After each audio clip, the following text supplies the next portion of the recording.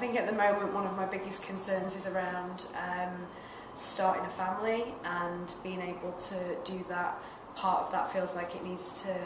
I need to have a home of my own, and at the stage that I'm at the moment it's looking at whether that's going to be feasible from a financial point of view, and it's very, very difficult for a lot of people to get on the housing ladder at the moment. Also making sure that if I'm going to have a family,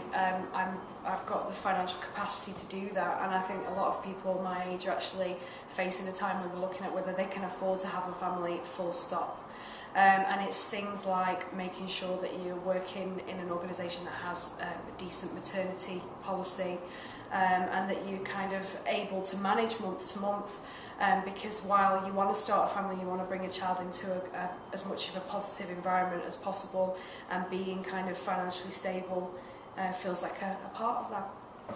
One of the things that I've noticed, but it's probably been more from a work point of view, is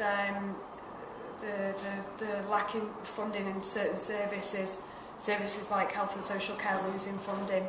and the effects that that's going to have on really vulnerable people, older people, individuals with disabilities, individuals who are confined to their home. And as part of the volunteer centre, one of the things that I've seen a lot of is volunteers being drafted in to take on roles that staff would have done previously. And while that's a really valuable resource, I think one of my concerns is that making sure that they're trained properly and they have adequate support to do those roles. And I suppose the pressure that's being faced by people in that is that they're going to be lacking in the care